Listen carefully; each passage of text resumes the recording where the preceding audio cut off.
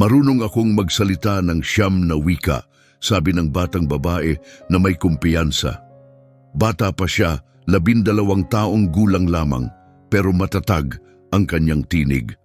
Si Alessandro Ortega, isang mayamang lalaki na sanay sa mga kwento ng pagyayabang, tumawa ng malakas hanggang sa mapagtanto niyang hindi ito biro. Unti-unting nawala ang kanyang ngiti, napalitan ng gulat habang ang batang babae, nakatayo ng matuwid at buo ang loob, ay muling nagsabi, "Marunong akong magsalita ng siyam na wika ng mahusay." Umuugong ang kanyang tawa, matalim at malamig, habang umaalingaw-ngaw sa mga pader ng marangyang opisina sa ika-52 palapag ng Ortega Tech.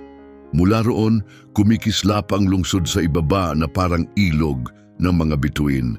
Ikiniling ni Alessandro ang kanyang pulso upang ipakita ang kanyang 80,000 dolyar na Patek Philippe na relo. Pinasisinag ang liwanag dito na parang tropeyo. Bawat sulok ng opisina ay sumisigaw ng yaman. May mga painting sa pader na mas mahal pa sa buong kalsada. Tahimik ang silid, salamat sa mamahaling carpet na sumisipsip ng tunog. Pasok sila, utos ni Alessandro sa gintong intercom. Ilang saglit lang, narinig ang sagot ng kanyang assistant. Narito na po sina Rosa Rivas at ang kanyang anak para maglinis. Bumukas ang salamin na pinto. Pumasok si Rosa, bit-bit ang cleaning cart, suot ang malinis na navy na uniforme. Sa tabi niya ay si Lucia Rivas, isang payat na batang babae mula sa simpleng pamilya, may backpack na kupas pero malinis at sapatos na makintab sa linis. Tahimik na lumakad si Lucia, pinagmasdan ng silid na nilinis ng kanyang ina sa loob ng halos 10 taon, pero hindi kailanman naimbitahang pagmasdan. Umikot si Alessandro sa kanilang paligid, mapanuring nakatingin. "Rosa," wika niya, may halong panlilibak. 8 taon ka na rito, di ba? Hanggang saan ang natapos mong pag-aaral?" "High school po," mahinang sagot ni Rosa. Tumawa si Alessandro, tila naaaliw. "High school lang?" Tumingin siya kay Lucia. "At ito ang anak ng tagalinis na nangangarap ng tagumpay?" Dagdag niya na may mapanghamak ng ngiti. "Hindi para sa inyo ang ganitong lugar." Malambing pero mapanakit ang kanyang mga salita, parang kutsilyong nakatago sa likod ng ngiti. Yumuko si Rosa, sanay na sa pananahimik para makaligtas. Taon na ang binilang ng kanyang katahimikan sa gusaling iyon. Pero ngayon, hindi na siya nag-iisa. Nasa tabi niya ang kanyang anak at ang katahimikan ay nagsimula ng sumakit. Inilabas ni Alessandro ang isang luma at makapal na bunton ng papel. "Gusto mo bang makita ang nakakatuwang bagay? Bago ko lang nabili sa Sotheby's, isang sinaunang manuskrito." Iwinagayway niya ito na parang laruan. 5 eksperto ang sumuko rito. Sabi nila, imposible. Halo-halong wika, Classical Chinese, Arabic, Sanskrit, sinaunang Hebrew, Persian at Latin nung gitnang panahon. Magulong halo, tiningnan niya si Lucia ng diretsyo. "Oh, ano, may ideya ka?" Pinag-aralan ni Lucia ang kakaibang mga simbolo. Paikot-ikot ang mga guhit, parang mga sanga ng puno. Hindi siya agad sumagot. Lumingon si Alessandro kay Rosa na may ngising mapanghamak. "Naglilinis ka ng mga banyo para sa mas matatalino kaysa sayo," wika niya. "Ganon din ang kahihinatnan ng anak mo. Nasa dugo na yan. At kung galing sa pamilya tulad ninyo, wala ng pag-asa." Tumingala si Lucia, kalmado at nakatuon. "Sabi niyo, pati mga eksperto ay di ito mabasa," sagot niya. "Oo nga, bakit? Ni kayo nga po hindi ninyo mabasa. Pero pinagtatawanan niyo ang mga hindi rin makabasa, tulad ninyo rin naman." Maingat at walang takot ang tono niya. "Ang pera, hindi senyales ng talino." Tumahimik ang silid, tila mas malakas pa ang tunog ng aircon. Nagbago ang ekspresyon ni Alessandro. "Ganyan na ba magsalita ang mga bata sa pampublikong paaralan ngayon?" Sarkastikong tanong niya. "Naniniwala ka talagang ang isang batang mahirap ay kayang basahin yan kahit ang mga eksperto ay hindi?" Hindi kumurap si Lucia. "Marunong akong magsalita ng 9 na wika," sagot niya. "Pwede kong subukan." Napatingin si Rosa. Alam niyang masipag mag-aral ang anak niya. Pero siyam na wika? Nagtiklop ng braso si Alessandro. Sige nga, banggitin mo. Isa-isang binilang ni Lucia gamit ang kanyang mga daliri. Espanyol, katutubo, Ingles, mataas, Mandarin, pangunahin, Arabic, kaya kong makipag-usap, Pranses, gitna, Portuges, mahusay, Italiano, pangunahin. Aleman, kaya ring makipag-usap, Ruso, pangunahin. Perpekto ang kanyang bigkas, buo ang loob sa tinig. Tumawa si Alessandro, mas malakas pa, pero may bahagyang pagbabago sa kanyang mukha. Bata sa pampublikong paaralan na ganyan ang sinasabi, parang scam online. May patunay ka? Tumango si Lucia, kalmado. Libre ang mga klase sa wika sa pampublikong aklatan pagkatapos ng klase, anya. Si G. Farias ang nagtuturo ng Arabic tuwing Huwebes. Dati siyang propesor sa Syria. Ngayon, nagmamaneho ng taxi. Si Ginang Wong ang nagtuturo ng Mandarin tuwing Martes. Dating pinuno ng departamento sa Universidad sa China. Si Bibidu Delgado naman ang nagtuturo ng Italiano tuwing Sabado. Naglilinis siya ng bahay sa umaga pero nagtuturo sa gabi. Hindi sila mayaman, dagdag ni Lucia, pero marami silang alam. Natuto ako sa mga libro, sa mga app at sa totoong tao. Kahit sino ay kayang matuto basta binibigyan ng pagkakataon at respeto.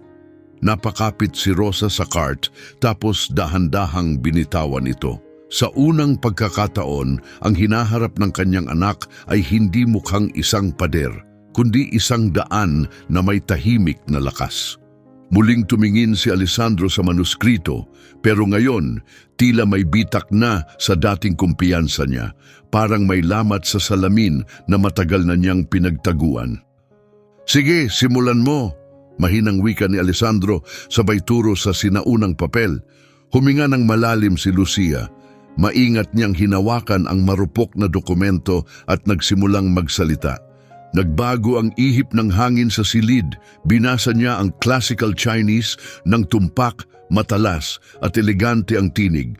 Sumunod ang Arabic, malambot at umaagos, parang disenyo sa habing alpombra. Pagkatapos ay Sanskrit, mabigat, makahulugan. Sunod-sunod ang sinaunang Hebrew, Persian at Latin ng gitnang panahon, bawat isa malinaw, magkakaiba, pero konektado na parang isang kwento na hinabi mula sa maraming tinig. Napanganga si Alessandro tapos agad isinara ang bibig, mangha. Sa unang pagkakataon sa opisinang iyon, pumasok ang tunay na kapangyarihan, hindi ang gawa sa pera kundi sa karunungan. Napahawak si Rosa sa dibdib, halos mapaluha. Ang batang nag-aaral noon sa ilalim ng mahina at kumukurap na bumbilya, ngayon nagsasalita ng malinaw at may lakas. Sa lugar na hindi man lang niya inakalang mararating, lalo pat mapupuno ng presensya. Tumingala si Lucia, kalmado at mahinahon. Gusto niyo po bang ipaliwanag ko kung ano ang sinasabi nito? Tanong niya. Hindi na sumagot si Alessandro. Isang tahimik na oo ang lumabas sa kanyang bibig, hindi sa pagmamataas, kundi sa isang bagay na mas malalim, baka isang bagay na matagal nang nawala. Nagsimula si Lucia. Ang manuskrito ay tungkol sa tunay na kahulugan ng karunungan at kayamanan, aniya. Hindi nakatira ang karunungan sa gintong tore, kundi sa pusong mapagpakumbaba. Ang yaman ay hindi pera, kundi ang kakayahang makakita ng halaga sa kapwa. Ang tunay na lakas ay hindi nakakasakit, ito'y bumubuhat. Tumigil siya sandali. Hindi malakas ang kanyang tinig, pero dumiretso ito sa kaloob-looban kung saan matagal nang nagtatago si Alessandro sa likod ng kanyang mga diploma at yaman. Sandaling gusto niyang sumagot gamit ang numero o negosyanteng pananalita, pero tila bigla itong nawalang saysay. Sa harap niya ay nakatayo ang isang batang babae mula sa mahirap na pamilya na nakakaintindi ng siyam na wika at nakakabasa ng mga tekstong hindi maunawaan ng mga iskolar. Hindi siya natakot sa estado o pera, at siya isang taong napuno ang buhay ng mga bagay na di naman niya kailangan, ay ngayon tila hubot-hubad. Patawad, mahinang sabi ni Alessandro, tila nagulat pa sa sarili niyang tinig. Bumagsak ang kanyang mga salita sa makintab na sahig na parang batong ibinagsak. Napatingala si Rosa, wala pang humihingi ng tawad sa kanya sa opisinang iyon. Hindi sa loob ng 8 taon. Pero hindi ngumiti si Lucia, bahagyang umiling lang siya. Maliit ang halaga ng salita kung walang gawa, sagot niya. Kung talagang gusto niyong magbago, maglalagay ako ng kondisyon. Pero pagkatapos kong tapusin ang pagsasalin. At sa mataas na palapag na iyon, nagbago ang takbo ng kapangyarihan. Hindi na ang lalaking nasa likod ng mamahaling mesa ang may kontrol. Ang batang babae sa tabi ng manuskrito na ang may hawak. Nagpatuloy si Lucia sa pagsasalin mahinahon at may kumpiyansa na para bang binubuksan ang isang palaisipang may maraming susi. Ang unang bahagi, sabi niya, ay patnubay. Ang sinumang naniniwalang ang pera ay nagpapataas sa kanila kaysa sa iba ay tunay na mahirap. Nawala na sa kanila ang kakayahang makita ang kabutihan sa kapwa. At ang sinumang gumagamit ng kapangyarihan para apihin ang iba ay hindi talaga malakas. Mukha lang silang mataas dahil pinapalitaw nilang maliit ang iba. Nakaalalay ang kamay ni Alessandro sa malamig na batong mesa. Hindi na ito ramdam na parang kapangyarihan, parang yelo na lang. Sa loob niya, may matandang boses na gustong lumaban, magpaliwanag, baluktutin ang katwiran. Pero dito, hindi kanya ang lohika. Ito ay katotohanan, ipinahayag sa mga wikang mas matanda pa kaysa sa kanyang imperyo. Nagpatuloy si Lucia.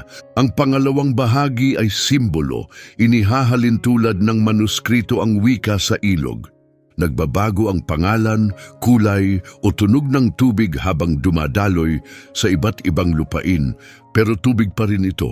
Tayo rin, ang ating balat, trabaho, yaman, maaring magbago, pero ang pagkatao natin ay nananatili. Tumigil siya at tumingin ng diretsyo sa kanyang mga mata nang sabihin ng salitang dignidad. Napasinghap si Rosa, mabilis at biglaan. Alam na alam niya ang salitang iyon. Ilang ulit na siyang tinawag sa maling pangalan, minadali, binalewala, itinuring na parang gamit.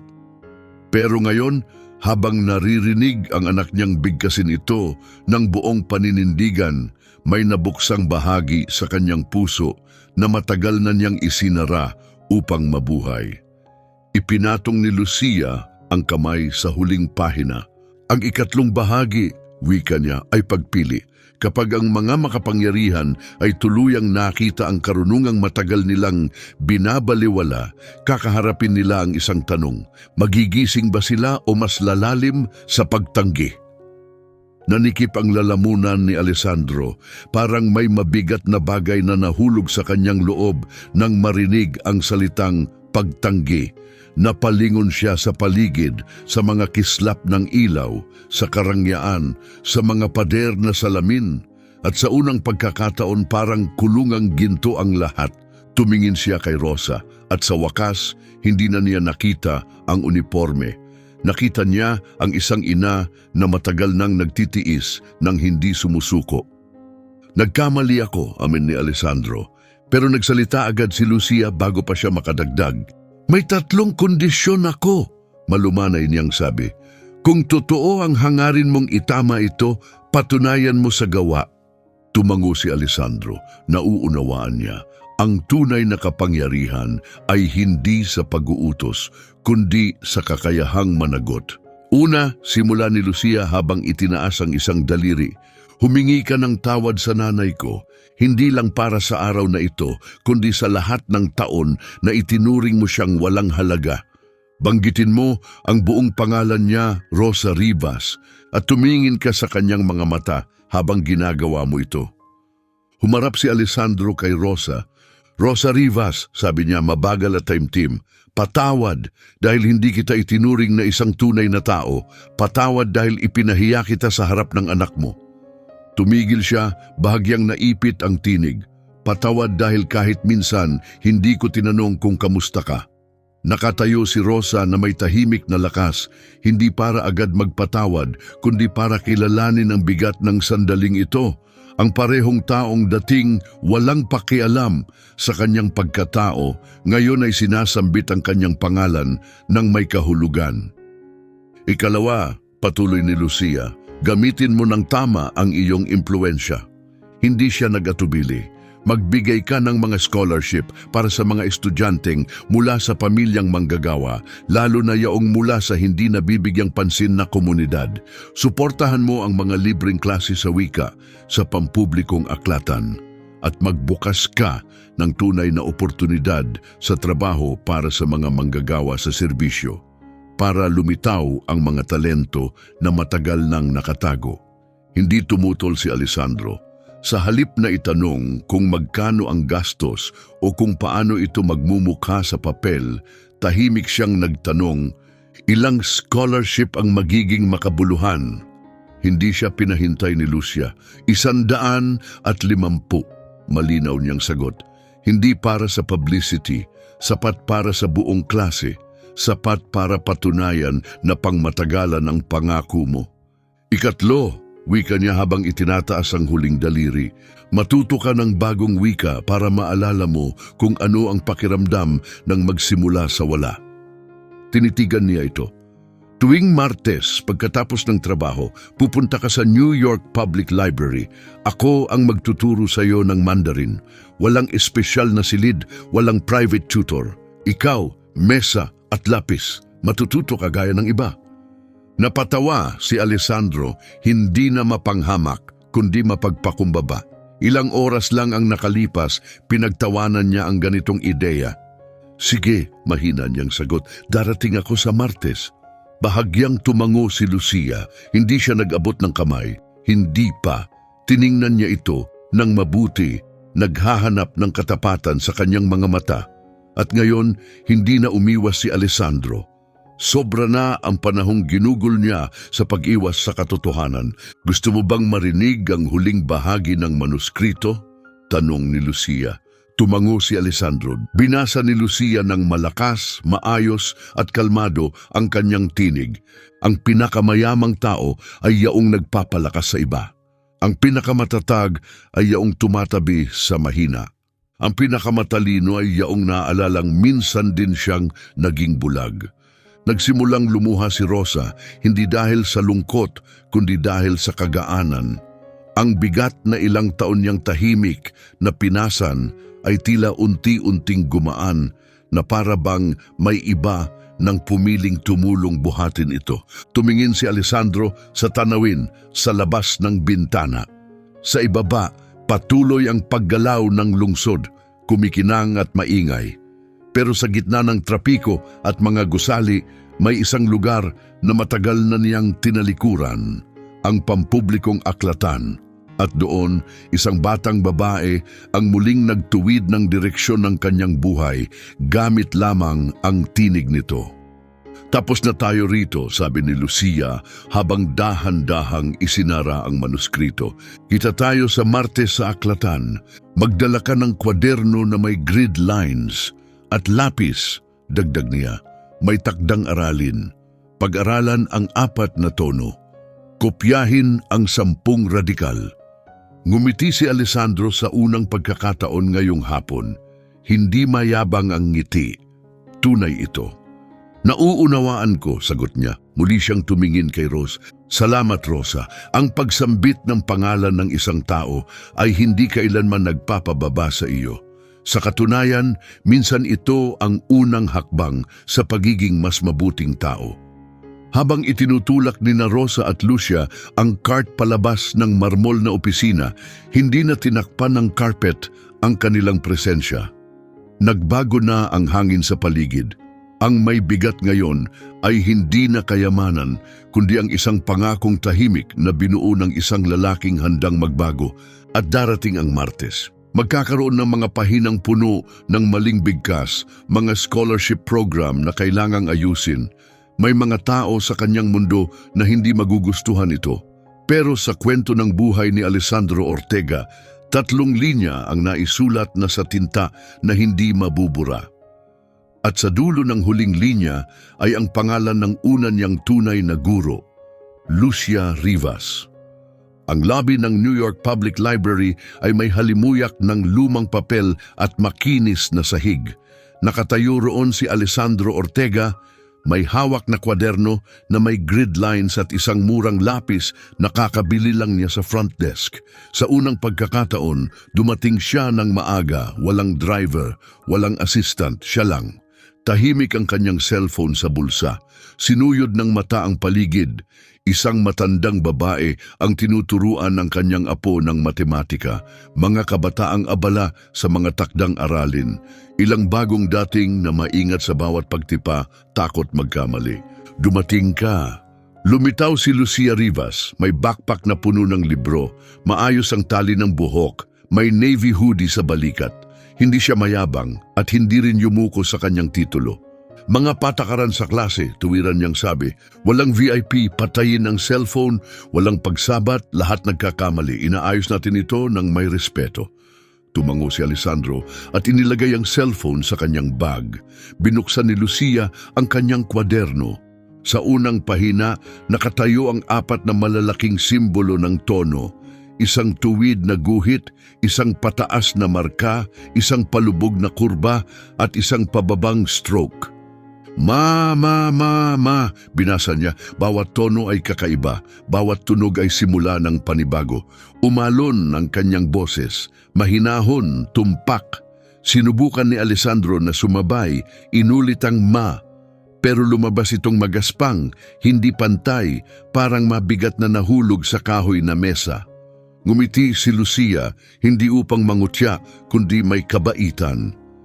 Mas maganda na kaysa sa unang subok mo, mas magiging maayos ang susunod, tapos ulitin, tapos ulit.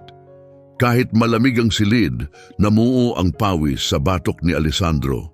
Sa kanyang elitistang club, ang ganitong pagkakamali ay ikatatawa. Pero dito, bahagi ito ng proseso, isang hakbang sa pag-akyat. Malapit sa kanila, isang lalaking nasa 50 anyos ang bahagyang tumango nang sa wakas ay tamaan ni Alessandro ang tamang ma. Ipinakilala sila ni Lucia. Ito si Dr. Farias, ang guro ko sa Arabic.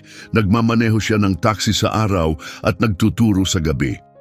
Tumayo si Alessandro alanganin. Sanay siyang makipagkamay sa mga CEO at malalaking investor. Pero ngayon, kinakabahan siya sa harap ng isang guro na walang pangalan sa uniforme. Magandang gabi, G. Ortega, bati ni Dr. Farias. Maingat ang Ingles niya, elegante. Dito nagpapalitan tayo ng lugar. Ang kababaang loob ay wikang naiintindihan ng lahat. Bumagsak ang mga salitang iyon sa loob ni Alessandro na parang pundasyong matibay at totoo. Maya-maya, isang matandang babaeng may kulay pilak ang buhok ang dumaan. Ginang Romero, tawag ni Lucia, ang estudyante ko ay tama na ang bigkas ng mga ngayon. Ngumiti si Ginang Romero, mainit at may pagmamalaki. Lahat na dadapa sa simula, sabi niya.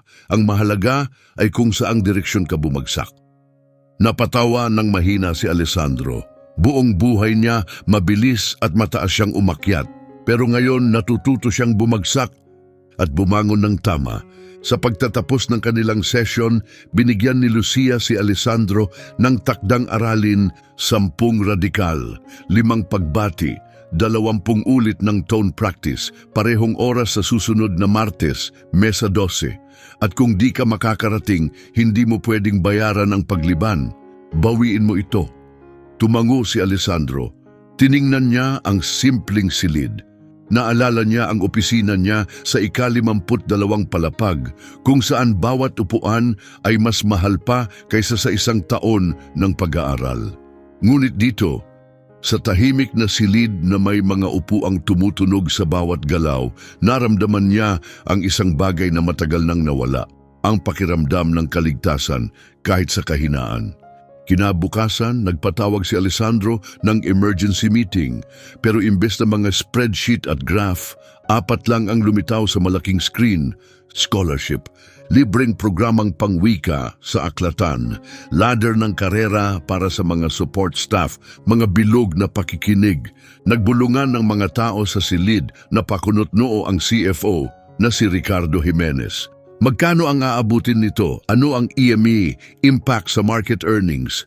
Magtatanong ang mga shareholder tungkol sa balik. Matatag ang tugon ni Alessandro. Magsisimula tayo sa 150 full scholarship para sa mga estudyanteng mula sa pamilyang manggagawa. Punduhan natin ang 12 sangay ng pampublikong aklatan para sa mga programang pangwika.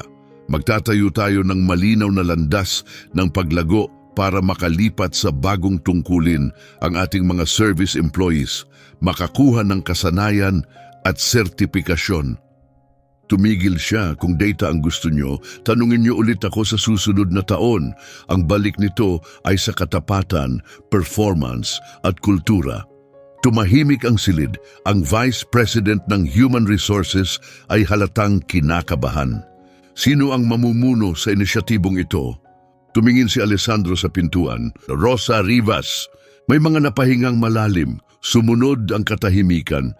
Pumasok si Rosa sa silid. Wala na ang cleaning cart, kundi may hawak na kwaderno. Sa pabalat nito ay may sulat kamay na 4 na salita: pagpapangalan, pakikinig, katarungan, pagkakataon. Wala siyang ginamit na slides o graph. Malinaw ang kanyang tinig. Nagsisimula ang respeto sa pagtawag sa pangalan ng tao. Pagkatapos, nakikinig tayo na may pananagutan. At saka natin binabago ang sistema.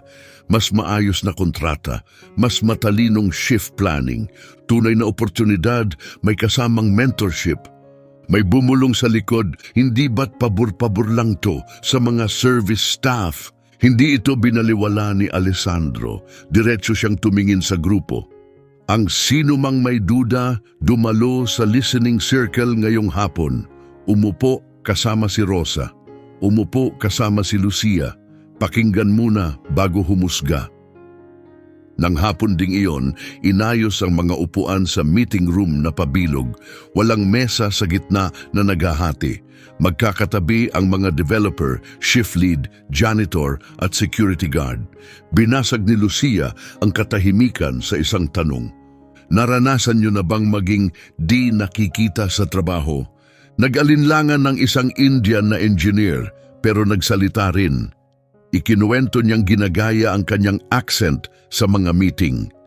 Isang janitress ang nagsabing 3 taon na siyang tinatawag na cleaning lady. Hindi man lang sa tunay niyang pangalan. May dating team leader ang nagtangkang magpaliwanag, wala naman akong masamang ibig sabihin. Tahimik pero matatag na tugon ni Lucia. Hindi ito tungkol sa ibig sabihin mo. Tungkol ito sa epekto. Simula ngayon, pangalan ang gagamitin. Kapag nakalimot, itama. Walang palusot. Kinagabihan, may nagpost ng hindi nagpapakilala sa company Slack. Required na ba ngayon ang Mandarin with the janitor's kid? Hindi malaswa ang mensahe, pero puno ito ng pangungutya. Pumuste si Alessandro ng hayagan, hindi required ang klase sa wika, kailangan ng respeto. Kung tatawagin mong anak ng janitor ang isang tao, kailangan mong matutong muli kung paano makipag-usap sa kapwa. Sumunod ang debate, may pumalakpak, may umangal. Masyado nang malambot ang CEO. Hindi binura ni Alessandro kahit isang mensahe. Sa halip, nag-schedule siya ng 2 pang listening circle. Si Rosa ang nagbantay sa oras. Nagpatuloy si Lucia sa pamumuno gamit ang mga tanong na may lalim. Dumalo si Dr. Farias at si Gininger Romero sa bawat session, tahimik ngunit matatag ang kanilang presensya. Sa 3 circle, unti-unting naunawaan ng mga empleyado, hindi ito tungkol sa espesyal na pagtrato. Isa itong pagwawasto. Isang mabagal, maingat na pagsusumikap na ibalik ang balanse na matagal nang naisantabi.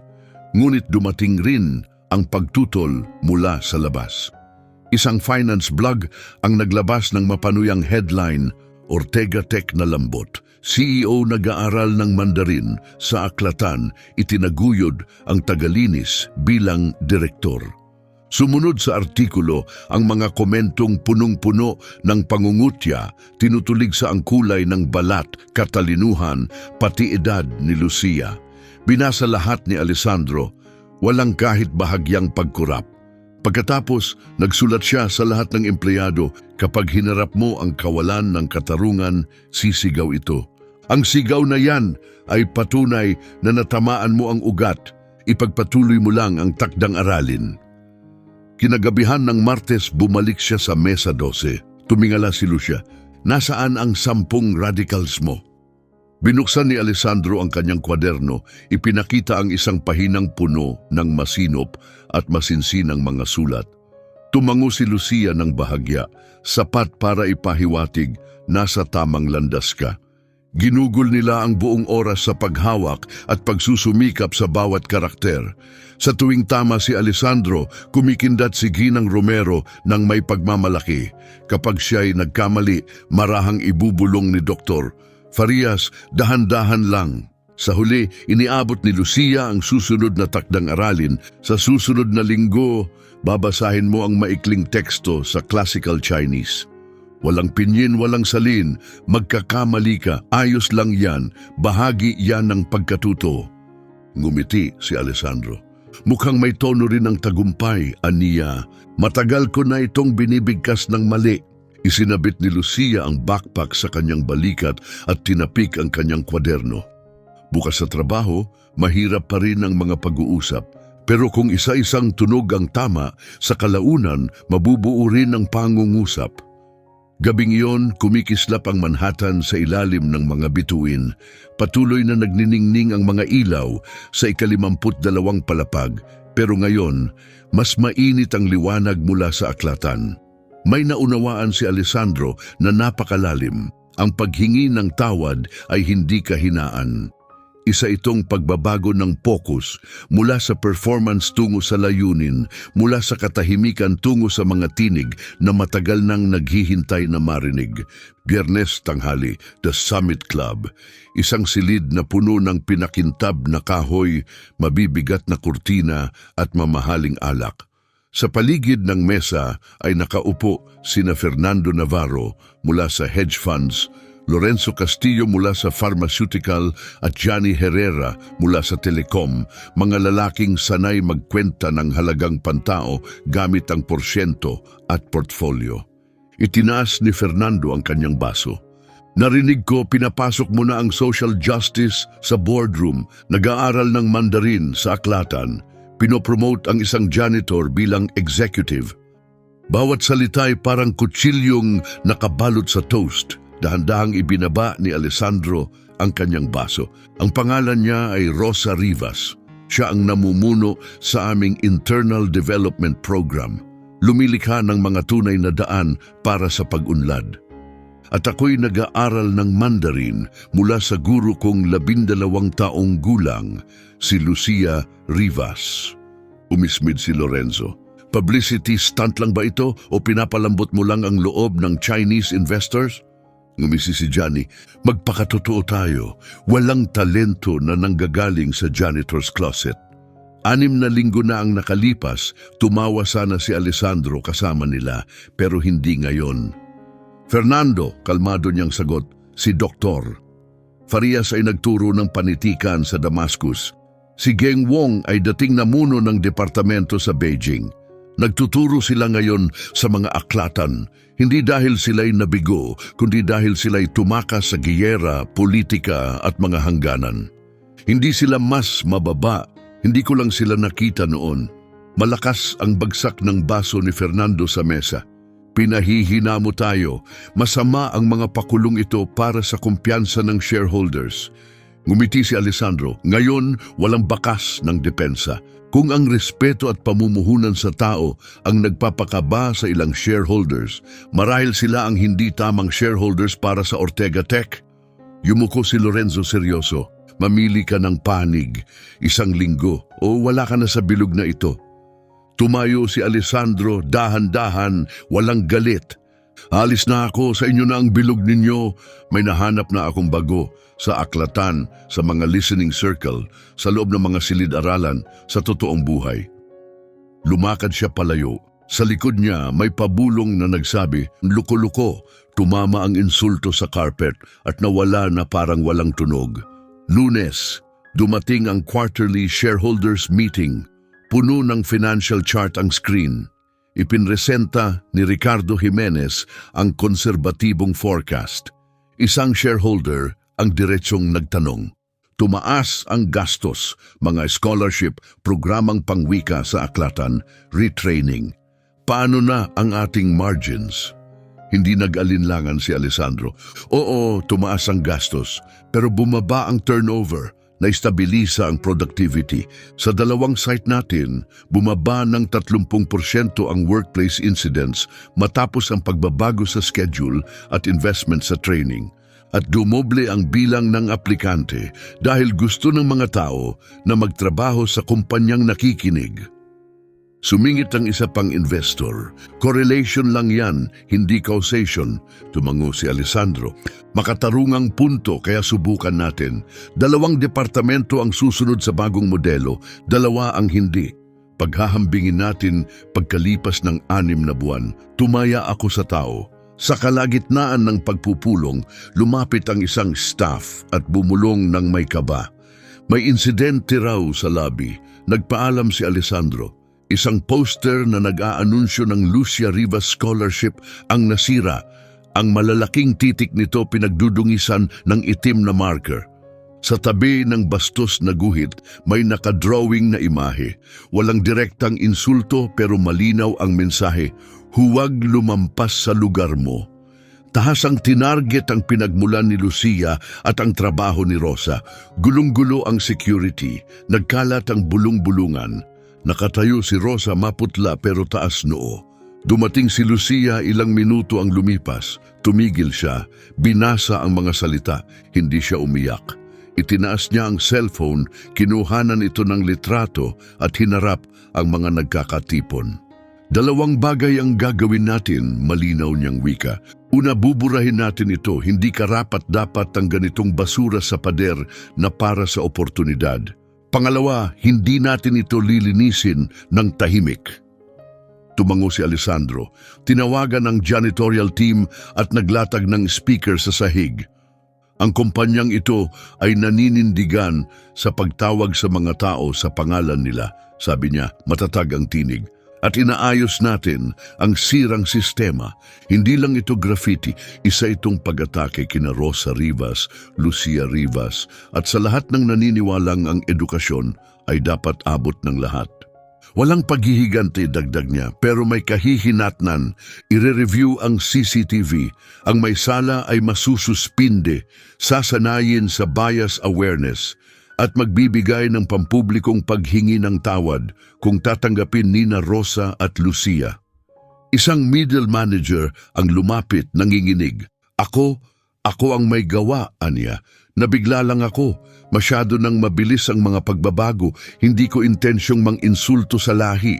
Hindi nagtaas ng boses si Rosa. Ang intensyon mo ay hindi binubura ang epekto. Mahinahon niyang sabi. Oo, baka natatakot kang mawalan ng lugar, pero hindi makakatulong ang pagtulak sa iba pababa. Naglabas si Alessandro ng 3 linggong unpaid suspension, 3 listening circle na kailangang daluhan, at isang pampublikong paghingi ng tawad. Ang pagbabalik sa trabaho ay depende sa kumpirmasyon ni Rosa at Lucia kung taos-puso ang pagsisisi. Tumango ang lalaki, may luha sa mata. Patawad, sabi niya kay Rosa. Unang beses na tumingin sa kanya ng diretso, bahagyang tumango si Rosa. Naririnig kita. Kaagad nilinis ang graffiti. Nagbigay si Alessandro ng huling tagubilin. Huwag munang palitan ang poster. I-frame ang nilinis na poster. Lagyan ng tala, dinungisan, ipinanumbalik. Ang bakas ay naiwan upang alalahanin. Nagdagdag si Lucia, at isulat ang mga pangalan ng mga tumulong maglinis, ang mga janitor, ang front desk staff, pati ang taong umamin. Ang hustisya ay may lugar din para sa nagkamali kung pipiliin nilang bumalik sa pamamagitan ng pananagutan. Pagbalik sa itaas, hinarap muli ni Alessandro ang mga shareholders. Paumanhin sa pagkaantala, wika niya. May nangyari lang sa labi. Hindi ito pagkasira ng operasyon. Ito ay pagbubukas ng ating mga halaga. Isang matandang investor na tahimik at malamig kanina pa ang sa wakas ay nagsalita. Hindi ko gusto ang mga palabas para lang sa PR. Pero kung gumagawa ka ng kumpanya kung saan ang mga janitor at engineer ay magkasamang lumulutas ng problema, itatabi ko pa ang shares ko ng 3 taon. Gabi na. Bumalik si Alessandro sa aklatan. Binuksan ni Lucia ang bagong leksyon, isang teksto sa classical Chinese. Nahirapan si Alessandro. Paulit-ulit siyang nagkamali. Pero kalaunan, nabasa rin niya ito ng tama. Ayos, sabi ni Lucia tumango. Bukas magsisimula na ang mga interview para sa scholarship. Gusto mo bang sumama sa panel? Makinig lang. Pumayag si Alessandro. Matagal ko nang ikinukwento ang sarili kong kwento. Panahon na para makinig ako sa kanila. Kinagabihan naglakad siya sa 52 palapag, kung saan dati nakasabit ang mga mamahaling painting, ngayon ay mga litrato na si Dr. Farias na nagtuturo ng Arabic, si Mrs. Wong sa likod ng tambak na donasyong libro, isang batang Latinx na mahigpit na yakap ang sulat ng pagtanggap sa scholarship. Si Rosa na namumuno sa isang round table, pinatay ni Alessandro ang ilaw, lumambot ang silid. Sa ibaba nanatili ang kupas na mantsa sa scholarship poster, sadyang hindi binura. Paalala, ang pagbabago ay may iniiwang marka, at ang ilan sa mga markang iyon ay kailangang manatili upang walang makalimot. Bago umalis, binuksan niya ang kwaderno at sumulat. Mas mahirap matutunan ang wika ng isang tao kaysa Mandarin, pero kapag natutunan mo ito, unti-unti mong nababasa ang mundo. Isinara niya ito.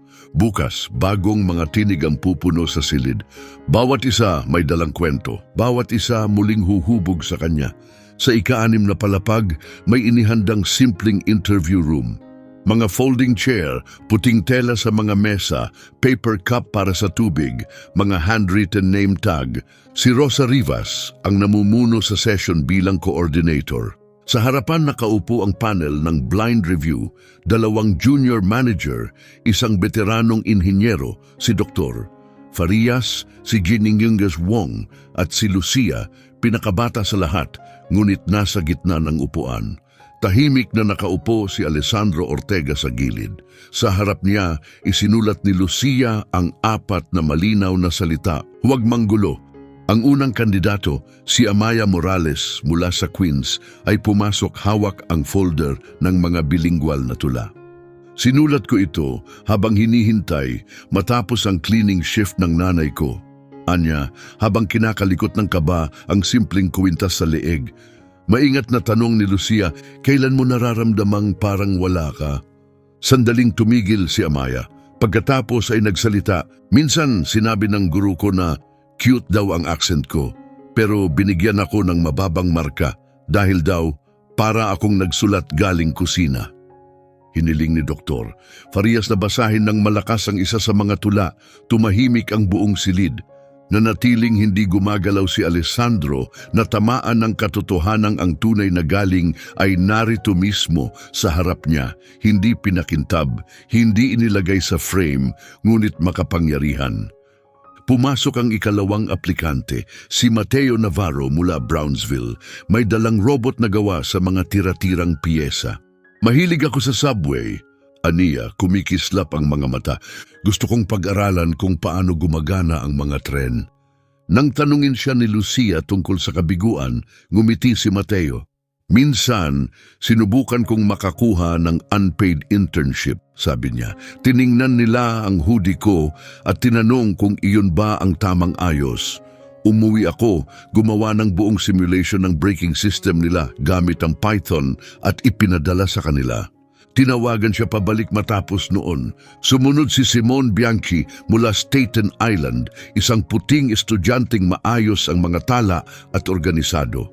Pumanaw ang kanyang ama dahil sa opioid addiction. Nagtatrabaho ako sa ferry station, aniya. Hindi ako mahusay magsalita pero palagi akong maaga. Tumango si Lucia. Nakita niya ang pagiging maaasahan at tahimik na lakas. Ang scholarship ay hindi para sa isang tiyak na grupo. Layunin nitong matuklasan ang talento na madalas hindi napapansin. Bago magtanghali, pumasok ang isang batang babae, si Valeria Jimenez, kasama ang kanyang ina. Blonde siya at may kumpiyansa. Puno ng parangal ang resume niya, pribadong edukasyon, mga biyahe sa ibang bansa, model UN.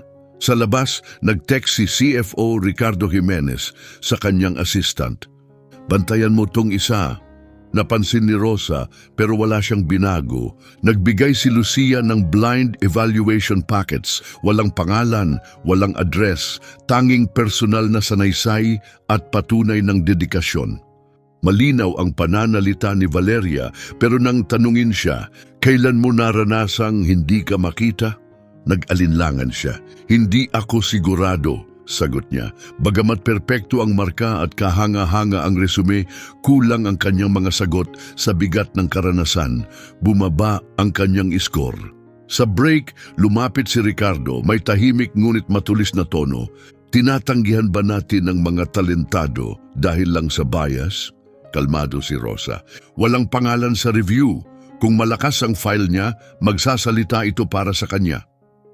Halatang inis si Ricardo pero natutunan na niyang kumalma mula sa mga nakaraang listening session.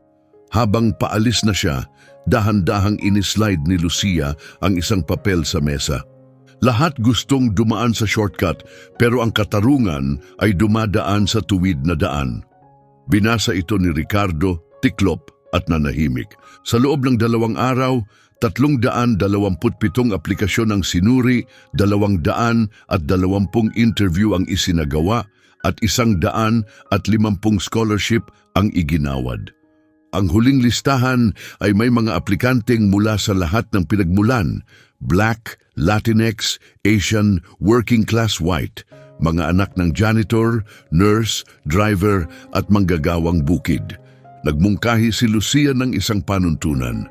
Bawat nanalo ay kailangang magbalik ng 10 oras kada buwan sa pamamagitan ng pagtuturo sa aklatan o pagbibigay ng mentorship. Layunin nitong paramihin ang epekto. Ginanap ang seremonya sa auditorium ng kumpanya. Walang kumikislap na screen, isa lang entabladong kahoy, itim na kurtina at linya ng simpleng mikropono. Sa entrada, aksidenteng sinabihan ng gwardya ang isang lalaking naka-work clothes na dumaan sa gilid. Pumasok si Rosa. Isa lang ang pasukan, dito kayo sa main hallway, aniya.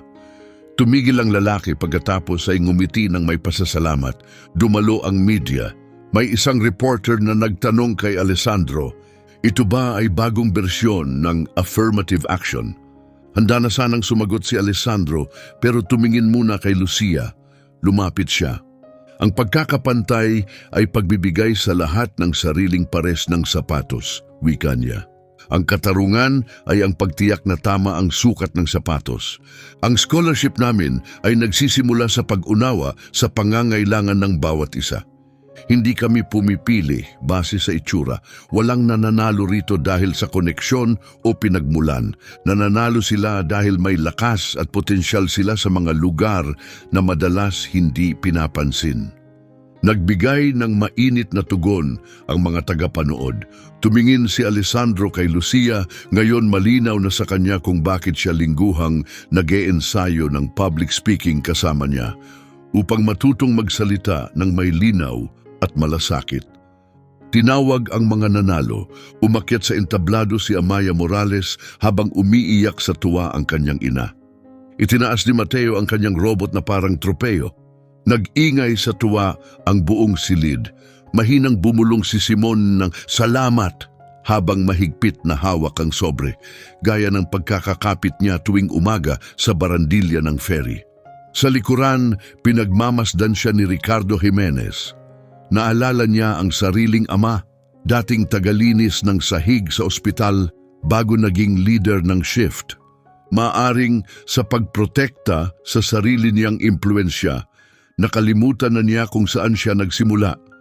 Yumuko siya at nag-type ng mensaheng hindi niya kailanman na ipadala. Mali ang nasabi ko. Maya-maya may humiling ng panayam mula sa isang news station. Tinanong si Lucia ng isang reporter, 12 anyos ka pa lang, bakit ikaw ang nanguna sa pagtuturo sa isang CEO? Sumagot si Lucia, kasi handa siyang matuto at kapag may marunong humingi ng tawad, karapat-dapat siyang bigyan ng pagkakataon. Tahimik na natawa si Alessandro, pinakamagandang pahayag na narinig niya sa publiko at hindi pa iyon planado. Kinagabihan, sumakay sila ni Rosa sa elevator papuntang lobby. Isang poster tungkol sa scholarship dati ipunit at binaboy ay naka-frame na ngayon. Ang nakasulat, Ricardo Ed, inayos ang mantsay na natili para maalala. Huminto si Alessandro at tinitigan ito. Bukas, haharap ako sa board, sabi niya. Gusto nila ng datos. Tumango si Rosa. Magdadala tayo ng ebidensyang konkreto. Mas mababang turnover, mas maraming oras ng mentoring, mga matatandang nag-aaral sa gabi, mga buhay na nagbabago ng direksyon. Ang tiwala ay nabubuo sa paulit-ulit na aksyon, sabi ni Rosa. Lumabas si Alessandro sa gabi. Sa labas, dumikit sa kanyang pisngi ang tuyong hangin ng Manhattan at ang mga ilaw ng lungsod ay tila malambing ang liwanag. Sa gitna ng walang tigil na ingay ng syudad, napagtanto ni Alessandro na ang mga tahimik na sandali sa auditorium ang tunay na nagsalita. Tahimik matapos ang bawat mahinang sige ni Lucia tuwing binabanggit ang pangalan ng mga scholar. Ang dating bungkos ng lumang papeles sa ika-52 palapag ay naging isang mas malalim na kasunduan. Isang kasunduang pinirmahan ng isang lalaking natutong magpakumbaba at ng isang batang may malinaw na pananaw sa mundo. Sa Monday morning strategy meeting, walang makukulay na chart o graph. Sa whiteboard, isinulat ni Alessandro ang 4 na makapangyarihang salita: pagpapahiya, edukasyon, aksyon, pagpapalawak. Sarili ko itong pinagdaanan, aniya. At ngayon, isasama natin ito sa ating sistema. Hakbang 1, pagpapahiya, kilalanin ang naging pananakit. Pinangunahan ni Rosa ang isang reflection workshop para sa mga leader. Bawat executive ay pinasulat ng isang pagkakataong nakapagpaliit sila ng kapwa, kahit hindi sinasadya. Walang dahilan. Layunin, ilantad at putulin ang nakasanayang siklo. Tumayo si Ricardo Jimenez. Hiniling kong bigyang pansin ang aplikasyon ni Valeria dahil natakot akong baliwalain ng programang ito ang mga pamilya gaya ng amin, aniya. Ngayon, alam kong mali ako. Aalis muna ako sa review committee sa loob ng 1 taon. Tahimik ang silid.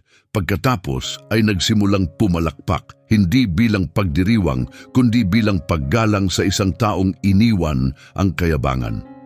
Gumawa sina Farias, Ginangwong at ang HR team ng bagong training program gamit ang simpleng formula, 3-2-1, 3 oras ng mapanuring pakikinig. Matutong bigkasin ng tama ang pangalan ng tao, magtanong ng bukas ang isip at tumugon ng hindi defensive. 2 oras tungkol sa unconscious bias, mag-ensayo ng mga sitwasyong totoo at unawain ang kaibahan ng intensyon at epekto. 1 oras para sa praktikal na paraan ng pag-angat sa iba, pagbibigay ng mentoring, job shadowing o maliit na grant. Walang nakakaantok na presentation, tunay na karanasan ang nagtuturo.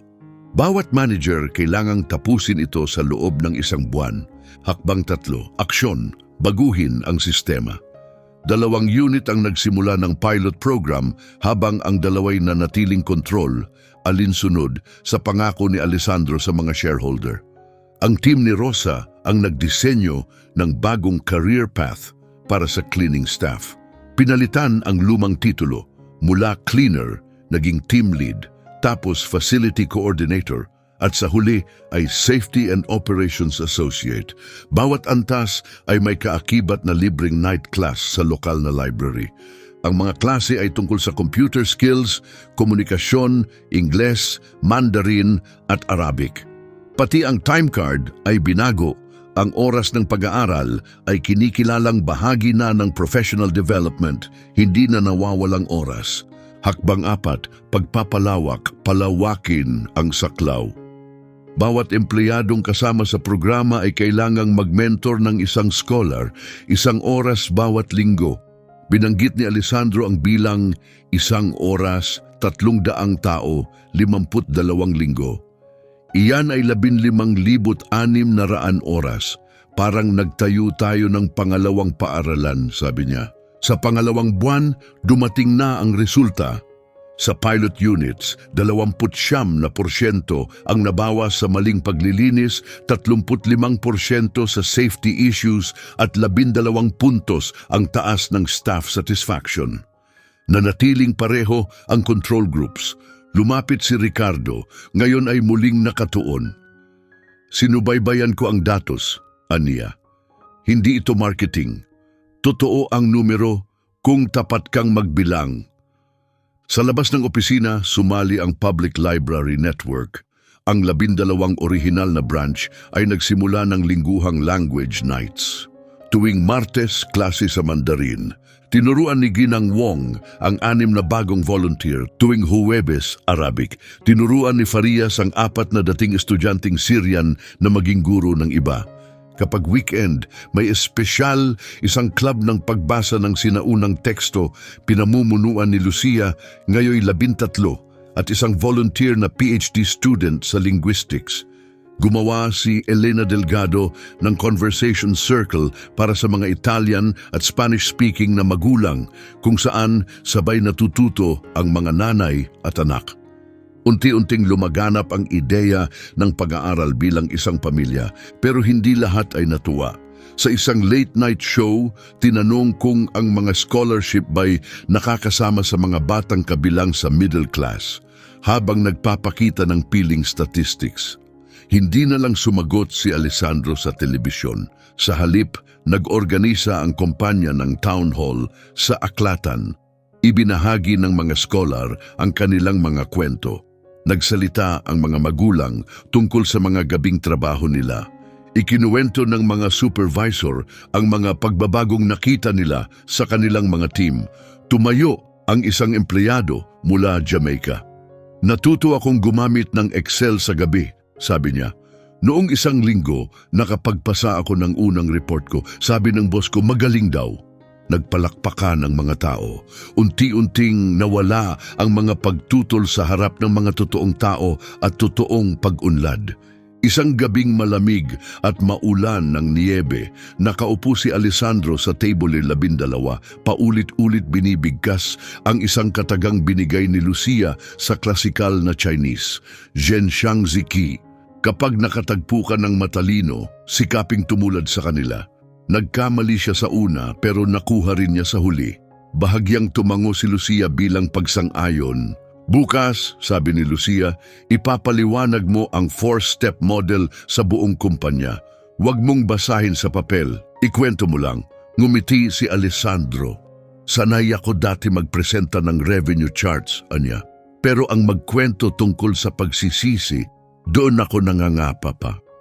Pinagdikit ni Lucia ang mga palad niya, bahagyang nagbibiro pero seryoso. Bawat wika nagsisimula sa hello, bawat moral na gabay sa patawad. Kinabukasan puno ang auditorium ng kumpanya, hawak ni Alessandro ang mikropono, walang script, walang prompter.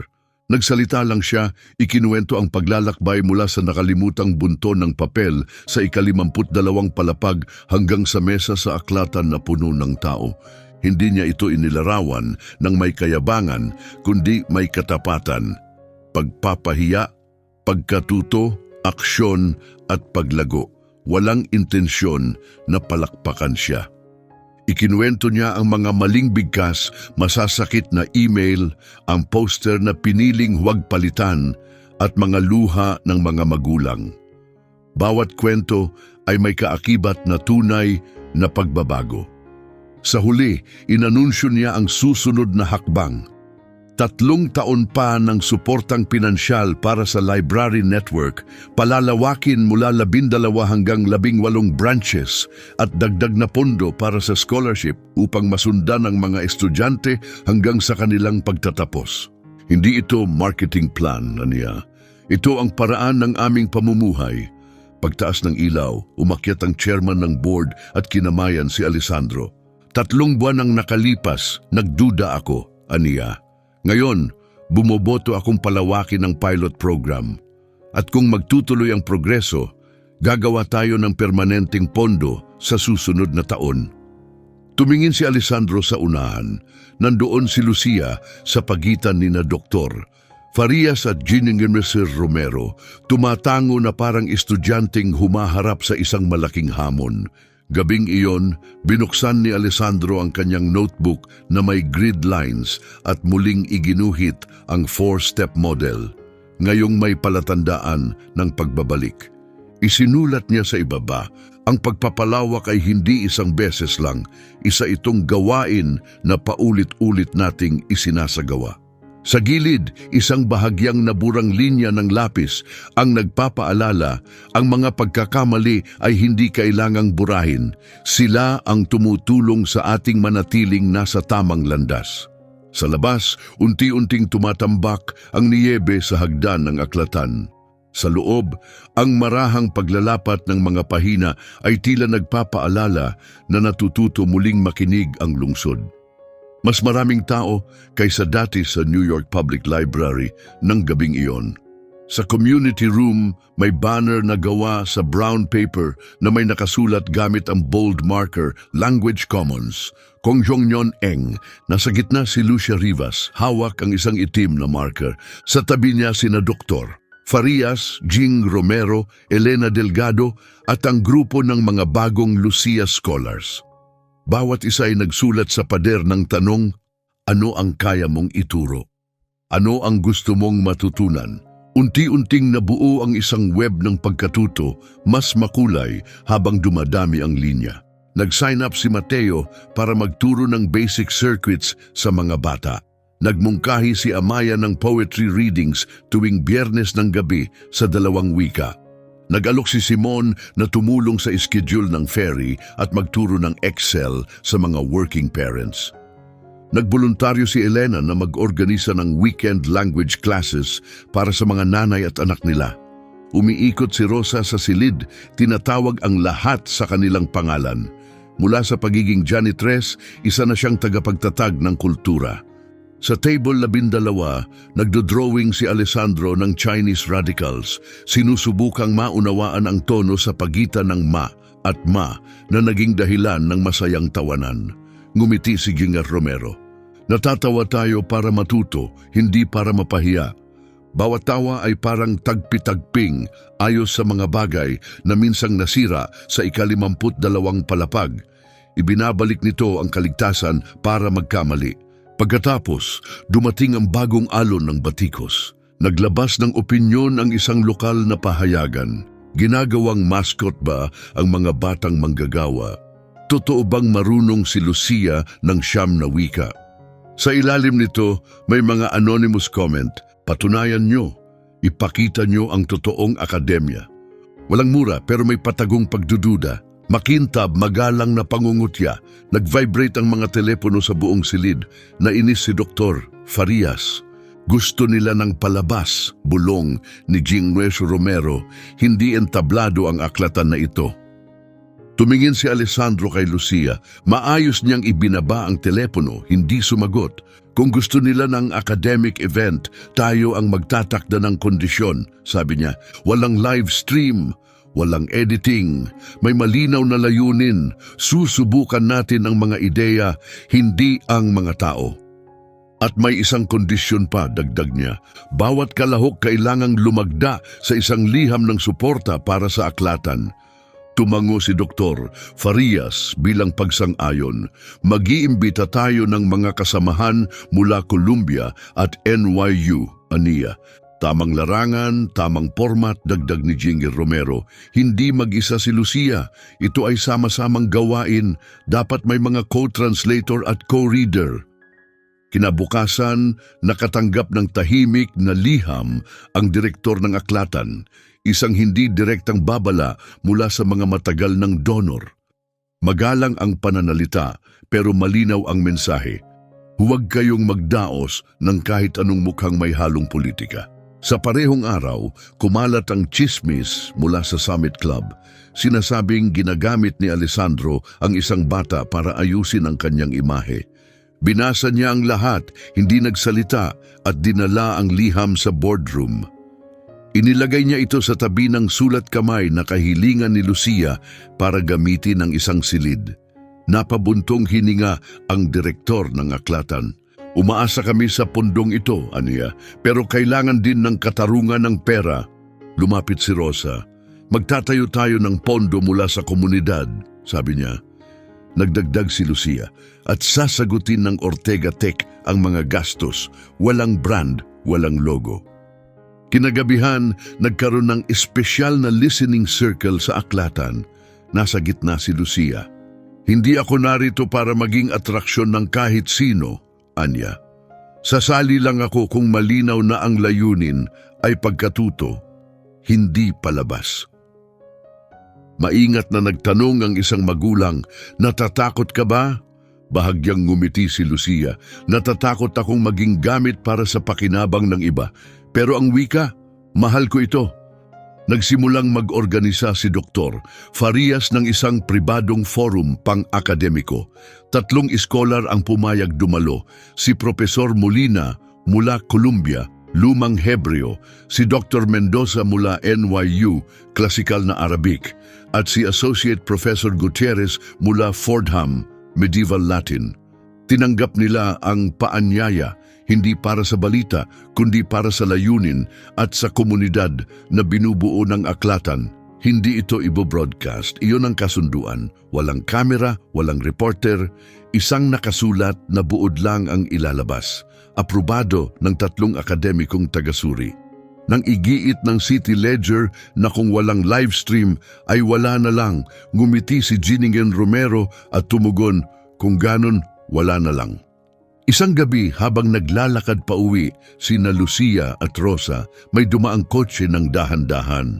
Mula sa bukas na bintana, may boses na nanunudyo. Kung matalino ka nga, manatili kang matalino sa sarili mong lugar at dali-daling umalis ang sasakyan.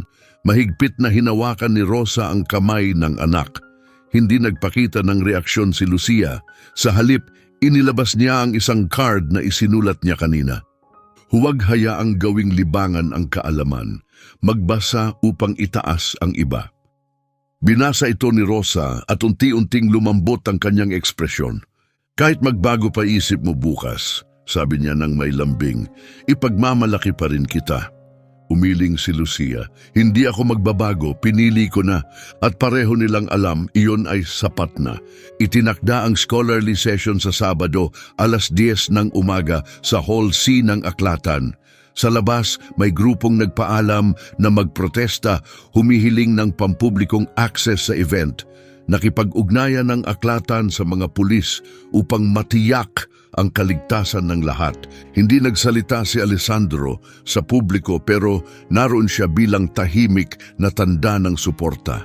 Pumayag siyang sagutin ang lahat ng gastos, seguridad, mga materyales na ipamimigay, pati na rin ang mga interpreter para sa mga may kapansanan sa pandinig. Ang lugar na ito'y itinayo sa salita, sabi niya sa direktor ng Aklatan. Kailangan laging bukas ang mga pintuan nito. Gabi bago ang pagtitipon, bumalik si Lucia mag-isa sa table, 12. Binuksan niya ang kanyang manuskrito, hindi para mag-aral, kundi para pag-isipan ang paglalakbay na nagdala sa kanya rito. Sa gilid ng pahina isinulat niya, ang tunay na hamon ay hindi ang patunay na kaya ko, kundi ang pagpapakita na ang ganitong pagkatuto ay dapat abot ng lahat. Pagkatapos ay isinara niya ang folder at pinatay ang ilaw. Sa labas ng mataas na bintana, tila huminga ang lungsod. Sa kabila ng salamin, marahang tinapik ng hangin ang mga placard ng protesta. Unti-unting pumasok ang liwanag ng umaga sa pagitan ng kurtina, dala ang parehong mabigat na paghatol at tahimik na lakas ng loob. Hindi naghahanda si Lucia para sa tagumpay. Naghahanda siya para tuparin ang isang pangako, magbasa hindi para sa pagkilala, kundi para sa layunin. Maagang binuksan ang aklatan. Sa pasilyo papuntang Hall C, nakasabit ang mga handmade signs. Ang wika ay tulay. Bigkasin ang bawat pangalan ng may paggalang. Sa labas, may mga nagpoprotesta na may bit-bit na placard. Kung hindi live, hindi totoo. Sa loob, binasa ng 3 eskolar ang manuskrito, mga pahinang luma, may bahagyang punit at tintay kupas na parang alo ng lumang alaala. 10:00 pasado nang lumapit si Lucia, walang mikropono. Nakasuot siya ng simpleng puting kamiseta, itim na pantalon at sapatos na goma. Nagsimula siya sa pasasalamat sa mga tumulong upang mangyari ang araw na iyon. Kina Doktor Farias, Ginang Romero, Elena, sa mga librarian na nagbigay sa kanya ng access sa bihirang materyales, at sa kanyang ina na nagturo sa kanya ng tiyaga at pagpupursige. Inimbitahan niya sina Professor Molina, Mendoza at Gutierrez na sumama sa kanya sa isang bilugang mesa sa entablado. Ito ay hindi palabas, sabi niya. Ito ay isang sama-samang pagbasa. Ang unang bahagi ay classical Chinese. Binasa ni Lucia ang sipi at nagbigay si Giannis Romero ng paliwanag tungkol sa ritmo at istruktura ng tula. Ipinakita ni Lucia ang 2 interpretasyon. Tumango si Professor Molina at nagsabi, "Tama ang pagkakahiwalay niya ng classical Chinese mula sa modernong anyo na bihira." Sumunod ang classical Arabic. Buong kumpiyansang binasa ito ni Lucia. Ipinaliwanag ni Dr. Farias ang gramatika at mga tunog. Nagtanong si Dr. Mendoza tungkol sa isang bahagyang pagkakaiba sa teksto at itinuro ni Lucia ang isang kupas na karakter na posibleng marka ng editor. Pagkatapos ay Sanskrit. Napasapo si Lucia sa isang salita, pero agad na bumawi at naitama ang bigkas. Bahagyang ngumiti si Profesor Gutierrez at tinapik ang kanyang panulat bilang pagsang-ayon. Nagpatuloy si Lucia, dumaan sa lumang Hebreo, Persian at sa huli medieval Latin. Bawat sipi ay binasa sa orihinal nitong wika, sinuri at isinalin sa Ingles at Espanyol. Sa pinakahuling hilera, ngayon lang muling nakaramdam ng katahimikan si Alessandro sa mga nagdaang araw. Katabi niya si Rosa, nakaupo ng matuwid, pinupunasan ang mga luha, hindi ng lungkot kundi ng pagmamalaki. Sa Q&A, may isang lalaking tumayo at nagsalita ng malakas, hindi naghihintay ng pahintulot. "Bakit natin sineseryoso ang isang bata? Ginagaya lang niya to. Hayaan na ang matatanda ang humawak niyan." Tumahimik ang buong silid. Hindi natinag si Lucia. Kalma siyang sumagot, "Hindi ako narito para palitan ang sinuman. Narito ako para matuto mula sa matatanda at anyayahan silang muling matuto sa mata ng isang bata. Kung inuulit ko lang, hindi ko sana kayang ipaliwanag ang mga pagkakaiba sa kahulugan at pinagmulan. At kung kailangang hintayin ng kabataan na tumanda bago sila pakinggan, marami sa amin ang hindi kailanman maririnig." Itinaas ng isang vlogger ang kanyang cellphone. "Bakit hindi ito nililive stream? Anong itinatago ninyo?" Tumayo si Dr. Farias upang sumagot. "Ang tunay na pagkatuto ay pag-unawa bago pagbabahagi. May ilalabas na kumpleto at pirmadong ulat. Ganyan gumagana ang akademya." "Walang edit?" tanong ng vlogger. Tumango ang 3 scholar bilang tugon. Ibinaba ng vlogger ang kanyang telepono. Isinara ni Lucia ang kanyang manuskrito at lumipat sa ikalawang bahagi ng presentasyon. Kung may mas mahalaga pa ngayon kaysa ang mahusay na pagbasa ng sinaunang teksto, aniya, iyon ay ang pagkatutong basahin ang mundo sa paligid natin ng may parehong ingat. Sa kanyang likuran, lumitaw sa screen ang 4 na bahagi ng modelo ni Alessandro: pagpapahiya, pagkatuto, aksyon. At ngayon, kahit hindi banggitin, nagsimula na ang pagpapalawak. Tumayo si Lucia sa harap ng mga tagapakinig at malinaw na nagsalita. "Dati, nakaupo tayo sa mga marmol na silid kung saan tahimik ang hiya. Pero ngayon, nakaupo tayo sa mga lamesang kahoy sa mga aklatan, sabay-sabay na natututo. Ang isang paghingi ng tawad ang naging simula ng aksyon. mga scholarship, pagsasanay, mentoring. At ngayon, isang bagay na mas malawak, pagpapalawak.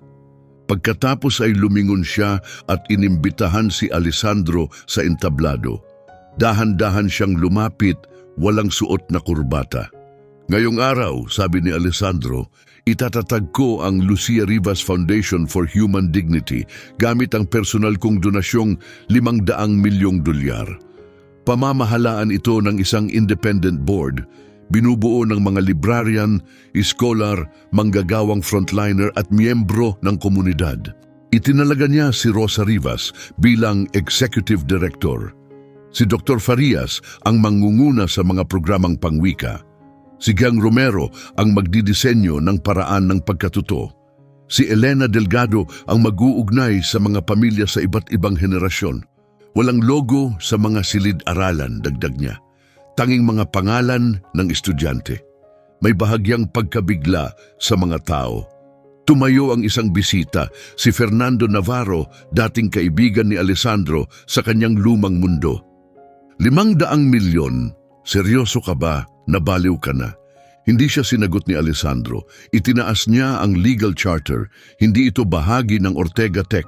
Nakakandado ito sa independent control, malinaw ang layunin, scholarship para sa mga nakakaligtaang estudyante, edukasyong multilingual, at bagong career ladder para sa mga manggagawang serbisyo. Lumapit ang chairman ng board ng Ortega Tech. Personal na donasyon ito ni Alessandro, sabi niya, hindi ito mula sa kumpanya. Hindi na muling nakapagsalita si Fernando. Umupo siya, gulat na gulat. Hindi ngumiti si Lucia o nagdiwang. Bumalik siya sa huling kondisyon. Ang isang pundasyon ay kailangang bukas upang mabuhay. Kaya iniimbitahan ko ang 3 universidad na narito ngayon na lumagda sa isang kasunduan.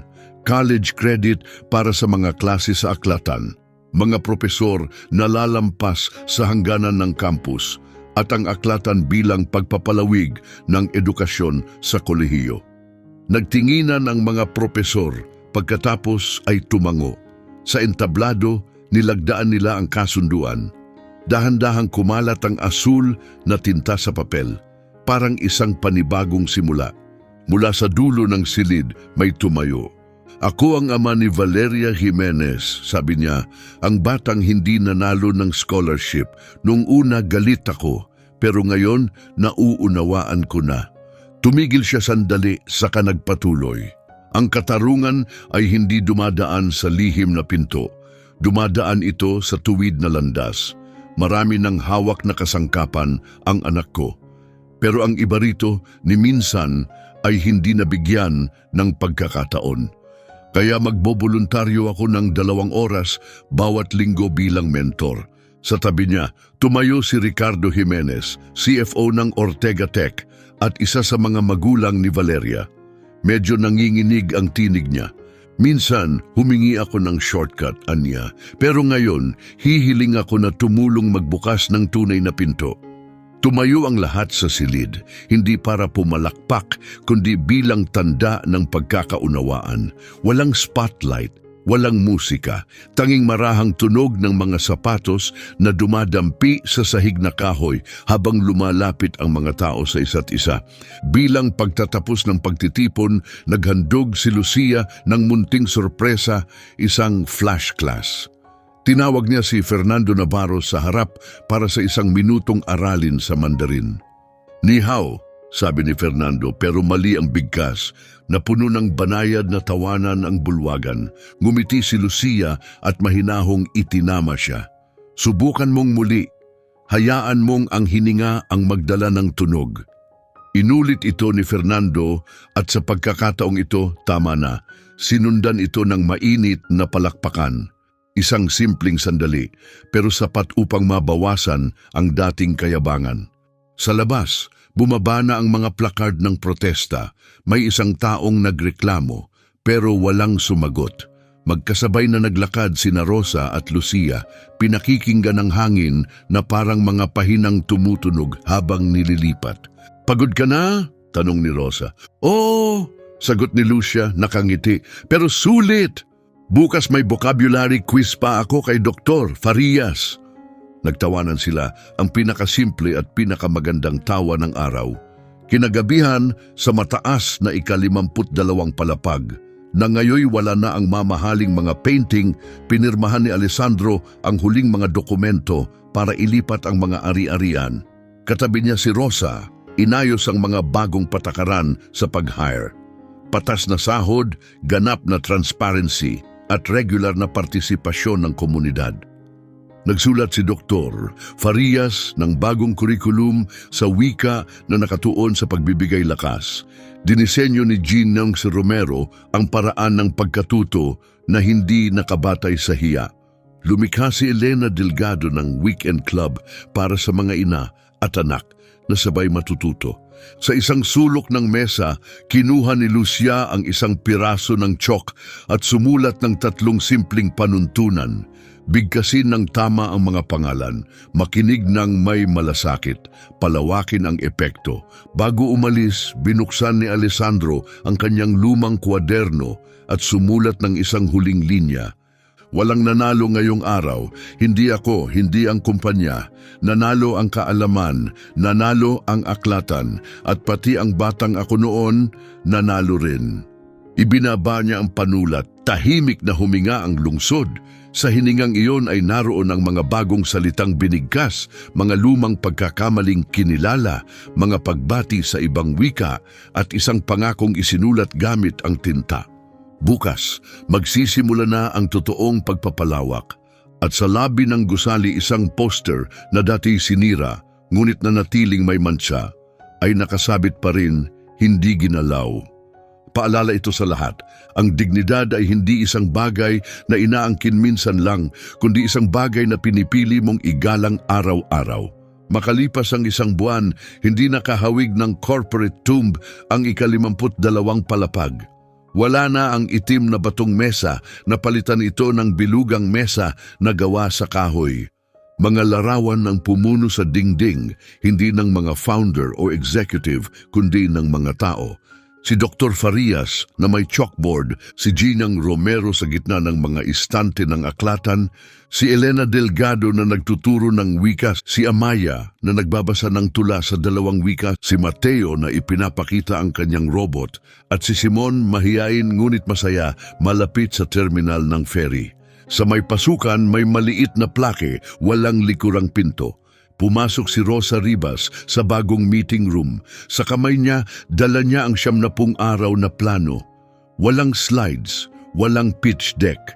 Tanging mga payak na salita. Unang at ikalawang linggo, magsimula sa pangalan. Ibigkas ito ng tama. Lagi, in-update ang mga name badge para ipakita ang mga napiling pangalan ng lahat. Pareho sa email at sa Slack. Naganap ito mula linggo 3 hanggang 6. Sa parehong panahon, required ang mga manager na dumalo sa listening circles. Bawat session ay may 12 kalahok na kaayos ng pabilog, parang korte pero walang hukom. May malinaw na patakaran, walang pagputol sa salita, walang depensa, makinig lang. Mula linggo 7 hanggang 12, nakatuon ang atensyon sa mga oportunidad ng paglago para sa mga service staff. Ipinakita ang malinaw na landas ng karera mula sa janitorial role hanggang sa posisyon sa kaligtasan o operasyon. Nagsimula ring bilangin ang mga night class sa aklatan bilang bahagi ng professional development. May isa pang long-term initiative. Bawat linggo, magtatagpo ang mga empleyado at scholar student ng 1 oras para sa mutual mentoring. Tahimik na nagsusulat si Alessandro, ang CFO, samantalang si Ricardo Jimenez ay walang imik, inilapag lang ang isang dokumento sa mesa. Alis muna ako sa lahat ng selection committees sa loob ng 1 taon, ang nakasaad. Sa halip nais kong tumutok sa pagsusuri ng epekto. Hindi na balot ng tensyon ang silid, bagkus, parang sabay-sabay huminga ng malalim ang lahat. Kapayapaan ng isang taong gumawa ng tamang desisyon. Upang hindi maging hungkag na islugan ang pagbabagong ito, nagmungkahi si Lucia ng simpleng solusyon. ang panuntunang 3 pangungusap. Isang mini code of conduct na ipapaskil sa bawat meeting space. Una, gamitin ang tamang pangalan. Magpakilala ng malinaw. Ang pangalan ko ay Dan. Pakitawag ako sa pangalang Da. Ikalawa, makinig ng may layunin. Sabihin, narinig kitang nagsabi ng atetaw. Ganito ang naging epekto niyon sa akin o sa aking team. Ikatlo, kumilos upang magbigay inspirasyon. Sabihin, ngayong linggo gagawin ko ang nama. Sana sumama ka sa akin. Sa isang technical meeting, pabirong sinabi ng isang manager, magsalita ka ng tamang Ingles. Tumigas ang hangin, ngunit kalmadong sumagot ang isang Indian engineer. Una, ang pangalan ko ay Anil. Binibigkas ito bilang Anin. Pangalawa, narinig kong sinabi mong tamang Ingles. Nakababa iyon ng loob ko kahit maayos ko namang ginagawa ang trabaho ko. Pangatlo, ngayong linggo, pangungunahan ko ang isang session tungkol sa pagsusulat ng malinaw na PR updates. Sana subukan mong gamitin ang checklist. Walang sigawan. Isang mahinahong pagtutuwid lang na nag-udyok ng mas magandang asal. Sa labi, tinawag ng isang bagong gwardya si Rosa na ang tagalinis. Hindi siya nagalit. Una, ako si Rosa Ribas. Pangalawa, narinig kong tinawag mo akong tagalinis. Masakit iyon dahil sa loob ng 8 taon, ginamit ang salitang yun na para bang hindi ako tao. Pangatlo, ngayong linggo, pangungunahan ko ang isang training tungkol sa tamang paggamit ng pangalan para sa mga security staff. Gusto kitang nasa unahan. Nahiya ang gwardya at tumango. Makalipas ang 1 linggo, ibinahagi niya ang sariling kwento kung paanong dati siyang nakakamali sa pagtawag ng pangalan ng mga pasyente sa ospital at kung anong pinsala ang naidulot nito. Dahil dito, pinalawak ni Lucia ang Language Commons. Tuwing Martes ng gabi sa aklatan, bukod sa klase ng Mandarin, may bagong espasyo para sa work conversation. Nagpapraktis ang mga service worker ng pagsulat ng email sa tulong ng mga estudyanteng tutor. Sa whiteboard nakasulat, magsulat ng may paggalang. Si Amaya ang namahala sa Poetry Nights. Si Mateo ang naglunsad ng Hands-on Electronics Club. Si Simon ang nagturo ng Excel sa mga magulang. Si Elena ang nagsagawa ng mother-child workshops tuwing weekend. Unti-unti nang tumitibay ang ideya ng paglago sa pamamagitan ng sama-samang pagkatuto. Siyempre, hindi agad nawala ang rasismo dahil lang sa 3 sentensyang rule. Isang umaga, dumating ang grupo ng mga ina mula sa working class para sa parent-child class. Tanong ng isang rideshare driver, may panunuyang tono, sigurado ba kayong ito ang tamang palapag ninyo? Parang sinasabing wala sila sa lugar. Hindi tumaas ang boses ni Lucia. Inimbitahan niya ito na pumasok ng 5 minuto. Binigyan siya ni Elena ng vocabulary cards na pwede niyang ipamigay. Ngumiti ang isang ina at nagsabing, salamat sa tulong. Pagkaalis niya, iniabot ni Lucia ang 3 sentensyang flyer. Binasa ito ng driver at napabuntong hininga. Lumang gawi, babalik ako para tumulong sa susunod na linggo. Nang linggong iyon, nagsagawa ng espesyal na training ang recruitment team para sa mga driver. Unti-unting naging ugali ang maliliit na kilos ng pagtutuwid. Samantala, nakararamdam ng pressure si Alessandro mula sa panig ng negosyo. Isang malaking retail client ang nag-aatubiling i-renew ang kontrata. Sinasabing masyado raw nakatuon sa aktivismo ang CEO. Hindi siya nagdala ng flashy slides sa pulong. Sa halip, iniharap ng kanyang team ang matitibay na datos. Mas mababang error rates, mas mabilis na tugon, mas mataas ang feedback scores, at mas mababang gastos sa hiring dahil sa employee retention. Ipinaliwanag ni Alessandro, nag-i-invest kami sa tiwala dahil ang tiwala ang nagtutulak ng performance. Kung gusto nyo ng supplier na nagtitipid at madayang magtrabaho, hindi kami para sa inyo. Pero kung hanap nyo i-partner na kayang lampasan ng krisis at umunlad, kami iyon. Nirenew ng client ang kontrata, hindi dahil sa awa, kundi dahil may saysay ito sa negosyo. Naging pamantayan ang roundtable rule. Wala ng podium, bilog na lang ang upuan. Bawat meeting ay tinatapos ng 3 nakasulat na pangako mula sa bawat kalahok gamit ang 3-sentence rule. May mga nangutya noong una pero makalipas ang 3 linggo, 18% na mas maikli ang mga pulong at 25% ang ibinaba ng hindi nare-resolbang issue. Ngumiti si Ricardo Jimenez. Kapag tama ang pangalan ng mga bagay, mas mabilis matapos ang trabaho. Ngunit may hindi magandang nangyari. Isang meme na nanlilibak kay Lucia ang lumabas sa Slack, hindi malaswa pero mapanghamak. Ang caption, "Prodigy for hire by the hour." Na-trace ng IT ang pinagmulan, isang intern. Sa ilalim ng bagong code may kasamang pananagutan ang mga epekto. Ang intern ay sinuspinde ng 2 linggo ng walang bayad, sumali sa 3 listening circles at sumulat ng 1,000 salita na pagninilay tungkol sa pinsalang dulot ng microaggressions. Kasama si Lucia, nagsulat sila ng guide paano magbiro ng hindi naninira. At humingi siya ng paumanhin sa publiko, nanginginig ang boses sa mikropono. Akala ko nakakatawa ako. Hindi ko naisip ang pinsalang dulot ko. Taos-puso akong humihingi ng tawad. Idinagdag ang guide nila Lucia at ng intern sa opisyal na onboarding materials ng kumpanya.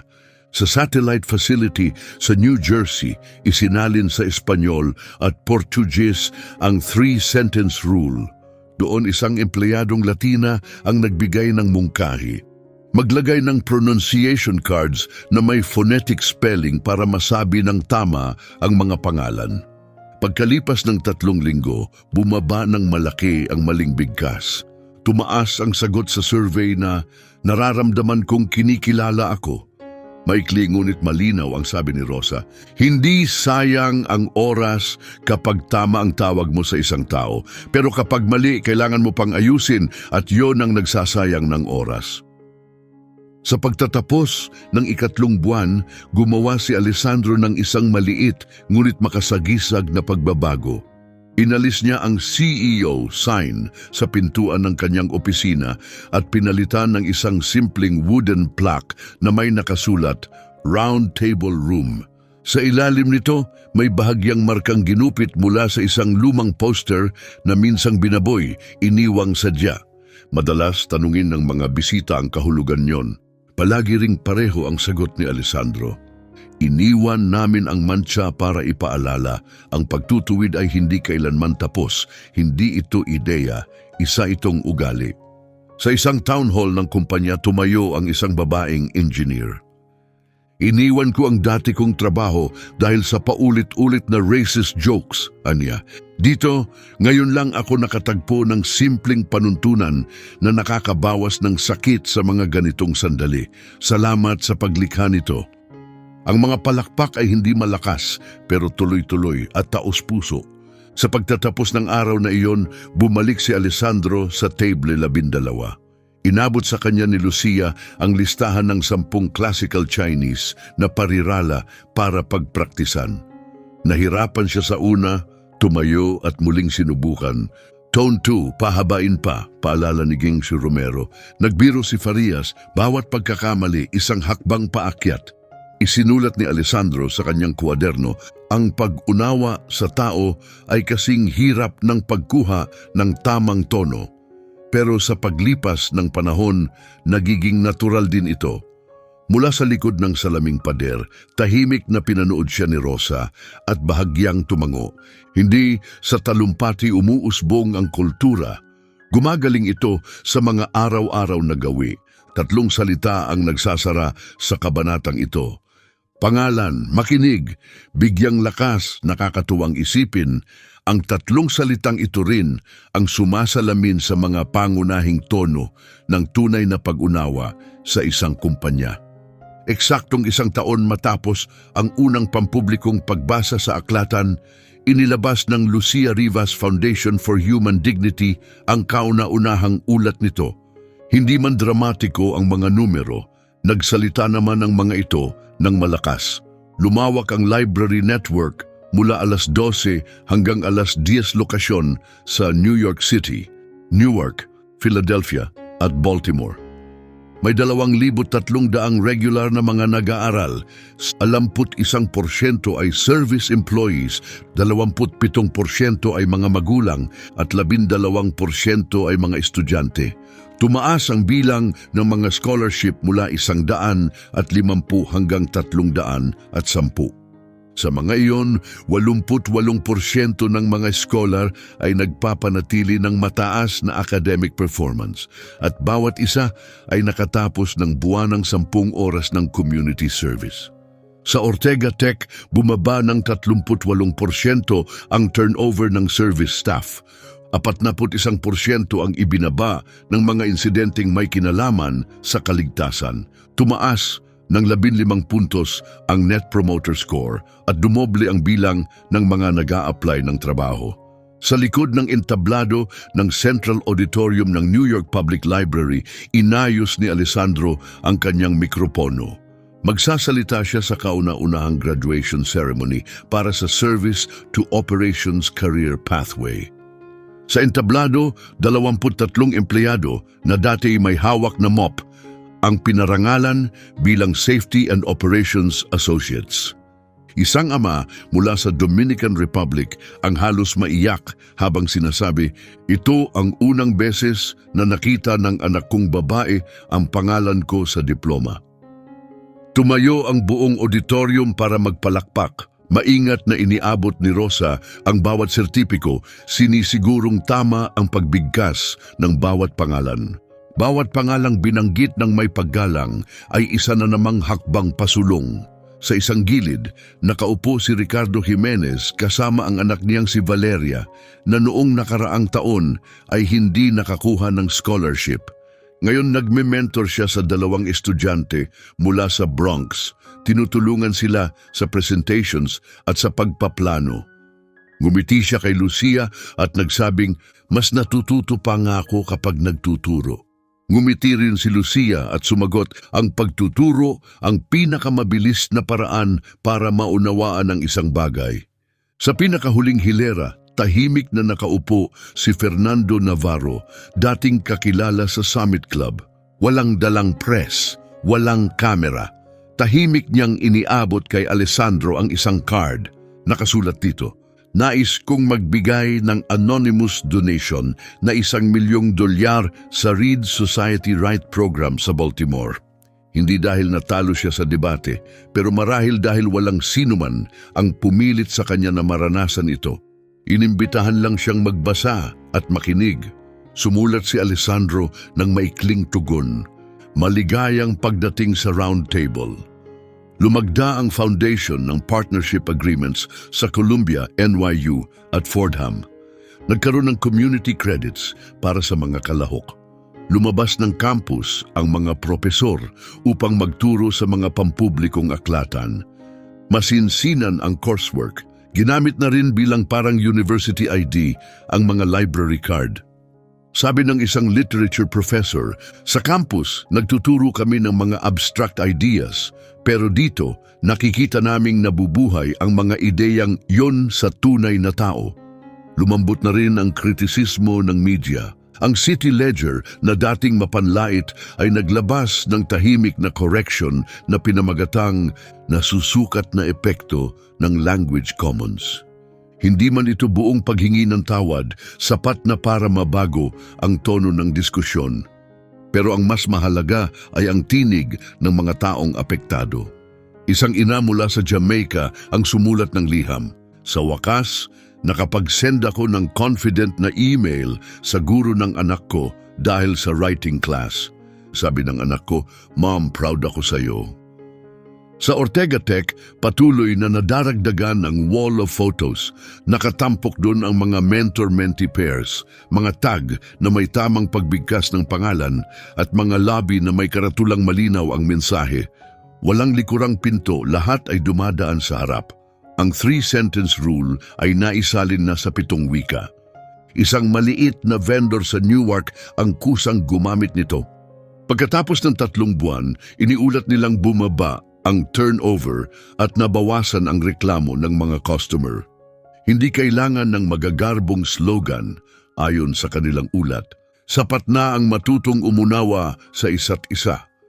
Naglabing-3 na si Lucia, nananatili siyang pumapasok sa pampublikong paaralan. Bitbit pa rin niya ang kanyang backpack tuwing Martes ng gabi sa aklatan. At patuloy pa ring pinapaalalahanan si Alessandro kapag mali ang tono niya. Nung minsang tanungin siya ng isang reporter, ano ang gusto mong maging paglaki mo? Malinaw ang sagot ni Lucia. Gusto kong maging taong may nagagawa, hindi mahalaga ang titulo. Ang pangalan ay dapat ginagamit para magpakita ng paggalang, hindi para paghiwa-hiwalayin ang mga tao. Isang hapon, inanyayahan ni Alessandro sina Lucia at Rosa sa ika-52 palapag. Ang lugar na ngayon ay kilala bilang Round Table Room. Doon, formal niyang ipinasa ang pangunahing kontrol ng foundation sa isang independent board. Aalis na ako bilang chair, anunsyo ni Alessandro. Si Rosa na ngayon ang magiging CEO at maaaring balewalain ng board ang alinmang desisyon ko. Diretsyong tumingin si Rosa sa kanya. At uupo ka pa rin ba tuwing linggo kasama namin sa round table? Ngumiti at tumango si Alessandro. Ang matutong bumitaw ay isa ring uri ng paglago. Bago pirmahan ng mga opisyal na dokumento, may isang hiling si Lucia. Gusto niyang isabit ang isang alaala, isang naka-frame na bersyon ng dating sinirang poster. Sa ilalim nito nakasulat, sinira, inayos, ang mantsay iniwan bilang paalala. Katabi nito ipinako niya ang isinulat niyang bersyon ng 3 sentensyang rule. Sa signing ceremony, binasa niya ito ng maikli. Una, sabihin ang pangalan ng isa't isa, iyon ang harapang pintuan. Pangalawa, makinig ng may paggalang, iyon ang tulay. Pangatlo, bigyang lakas ang iba upang lumago, iyon ang mahabang daan. Sino mang sumunod sa 3 landas na ito ay makakahanap ng koneksyon. Kinagabihan, puno ang auditorium para sa kauna-unahang graduation ng mga scholarship students. Walang dramatikong ilaw o engrandeng palabas, tanging malambot na dilaw na ilaw at tahimik na pagmamalaki. Nagbigay si Alessandro ng maikling talumpati, pinayak ni Lucia mismo. Mali ang pagkakaintindi ko noon sa kahulugan ng buhay, aniya. Akala ko, pera ang batayan ng tama at kapangyarihan ang sukatan ng karunungan. Pero isang batang babae mula sa isang limot na sulok ng lungsod ang nagturo sa akin ng kakaiba. Na ang tunay na karunungan ay nagsisimula kapag natututo kang unawain ang kapwa. Salamat sa lahat ng guro ko, Rosa, Lucia, Farias, Ginyanengka Wong, Elena at sa mga pagkakamaling nagtulak sa akin magsimula muli. Pagkatapos ng seremonya, lumapit ang isang grupo ng estudyante kay Lucia. Gusto naming dalhin ang Language Commons sa Detroit, sabi ng isa. Hindi siya nangakong walang laman. Inilabas niya ang isang checklist na may 8 punto. May mga item tulad ng humanap ng library partner, buuin ang teaching team, tiyakin ang minimum budget at planuhin kung paano susukatin ang epekto. Tinapos niya sa kanyang paboritong prinsipyo, walang logo ng kumpanya, tanging pangalan lang ng mga estudyante. Kinagabihan, tumawag si Alessandro sa huling pagkakataon sa ina ni Mateo. Umiyak ito sa kabilang linya sabay sabing inalok si Mateo ng internship sa MTA. Hindi pa ito sigurado, mahinahong sabi ni Alessandro, pero bukas na ang daan. Pagkababa ng telepono, tumingin siya palabas ng bintana ng aklatan. Sa tapat ng kalsada, naroon ang table 12. Nagche-check si Rosa ng mga listening assignment. Tinutulungan naman ni Lucia ang isang tao na tamaan ang tono ng ma. Ang mesang iyon ay hindi sa kanya. Iyon ay sa sino mang handang humarap at matuto. Maya-maya, binuksan ni Alessandro ang kanyang grid notebook.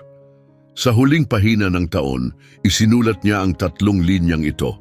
Ang tunay na yaman ay ang makatulong sa iba na makaangat. Ang lakas ay ang kakayahang buhatin ang mahina hanggang sila'y makatayo. Ang karunungan ay ang pag-alala sa sariling pagkabulag at ang hindi kailanman pagtatago ng mantsa. Isinara niya ang kwaderno. Sa labas, humahaplos ang hangin sa Manhattan habang dahan-dahang dumadaan ang ulap sa harap ng buwan. Sa loob ng aklatan, nag-iimpake na ng upuan ang staff at nililinis ang sahig. Isang batang empleyado ang huminto sa tapat ng naka-frame na poster, kumuha ng litrato at ipinadala ito sa kanyang ina na may kasamang mensahe. Tinutawag nila ako sa tunay kong pangalan sa trabaho. Bukas, magpapatuloy ang paglalakbay, 1 oras pa ng mentoring, isang email na isinulat ng may kumpiyansa, isang pangalan na binigkas ng may paggalang, isang sandali ng pagpiling igalang ang dignidad kaysa talikuran ito. Walang dramatikong pagtatapos, tanging ang mahaba at matuwid na landas. At sa daang iyon, ang tinig ng isang 13 anyos na batang babae mula sa working class ay patuloy na maririnig. Tinuturuan ng mundo kung paano bumasa ng salita, paano bumasa ng tao at paano bumasa ng daigdig gamit ang habag. Iyan ang tunay na pamana, ang mansa sa dingding, sadyang hindi inalis, ay palaging magpapaalala sa lahat. Ang dignidad ay hindi isang beses lang ipinapahayag. Ito ay isang bagay na pinoprotektahan araw-araw at ganoon umuusad ang kwentohon. Mula sa kayabangan at pag-iisa sa 52 palapag, hanggang sa isang payak na mesang kahoy sa pampublikong aklatan kung saan isang dalagitang babae ang nagturo sa isang bilyonaryo na ang tunay na tagumpay ay ang paggalang sa iba at ang pagbubukas ng pintuan para sa mga sumusunod sa likod mo. Ngayon may tanong ako sa iyo, kung ikaw si Lucia, matatagpuan mo ba ang lakas ng loob para ipaglaban ang iyong ina, laban sa diskriminasyon at kapangyarihan? Ibahagi mo sa comments sa ibaba. Gusto kong marinig ang iniisip mo. At kung ang kwentong ito ay nakaantig sa iyo, kung may binuksan itong bagong pag-unawa o naipagmuni-muni mo ang isang bagay, pindutin ang like, ibahagi ito sa taong mahalaga sa iyo at mag-subscribe para hindi mo ma-miss ang mga susunod na kwento.